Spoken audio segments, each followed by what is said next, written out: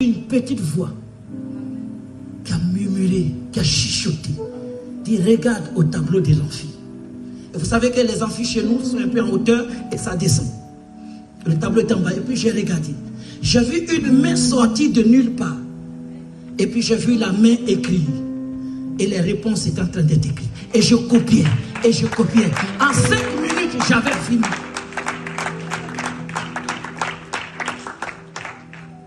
Mais j'ai échoué ce jour-là. C'est étonnant. Pourquoi? Parce que quand l'examinateur, les contrôleurs étaient venus, ils ont regardé, j'avais fini, j'avais rempli, j'avais tout copié. On dit, il y a un ici qui comprend et il a fini. Ils ont dit, monsieur, pardon, vous pouvez aider les autres. Je lui ai dit, non, on ne fait pas. Il dit, non, il faut avoir pitié. J'ai dit, non, je suis chrétien. Il dit, mais tu es chrétien, il faut avoir pitié. Un chrétien ne doit pas être méchant. Il faut montrer. Et je me suis levé sans avoir entendu la parole de Dieu. J'ai expliqué les réponses et les gens copiaient. 2 semaines après, pour les résultats, quand je suis allé, j'ai regardé au tableau, il n'y avait pas mon... Des gens me voyaient, mais voilà notre Dieu même qui est arrivé. Merci beaucoup, ça a marché, que Dieu te bénisse. Et moi, je suis arrivé, j'ai regardé, je n'ai pas mon nom. Donc, je suis allé derrière le tableau pour voir, il n'y avait rien qui était affiché. Il dit, il n'a pas eu. Et donc, pour ceux qui connaissent, le tricolore qui est là, je suis arrivé et j'ai dit, pourquoi tu m'as fait ça? Et la réponse, il m'a dit, est-ce que je t'ai dit de leur montrer? Il dit, on ne donne pas le pain des saints aux petits chiens. Frère, chaque fois que tu te connectes à Dieu, Dieu va se révéler à toi.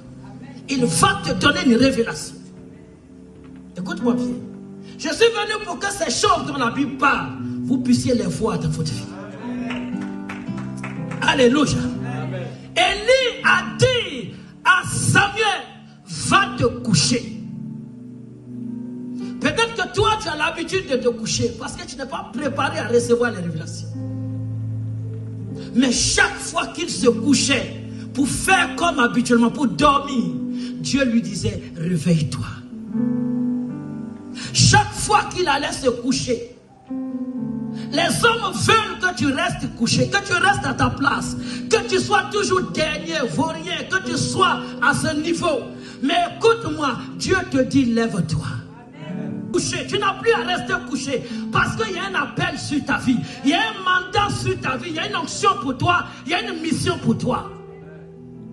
Je me souviens de cet enfant qui était au CE1 chez nous en Côte d'Ivoire. Et toujours au niveau du CHU de Cocody, en face, il y a une école, le CSP. C'est une école protestante. Et mon petit était arrivé au CE1. Et il allait s'asseoir, on lui a dit de s'asseoir à côté d'une fille. Elle devait être à la troisième rangée.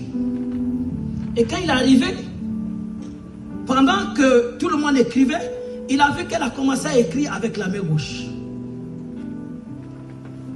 Et il a demandé, c'était la première fois de voir. Il dit, mais pourquoi tu écris avec la main gauche?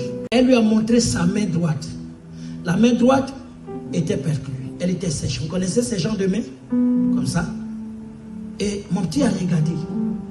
C'est un.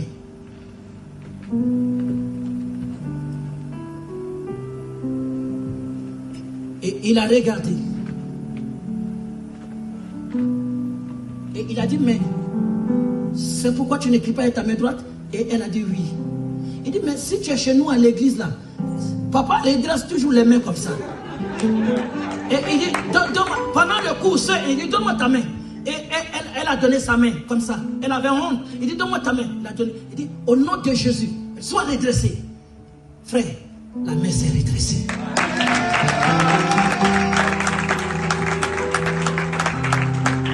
C'était tellement miraculeux. Les gens en ont parlé partout, les médias en ont parlé.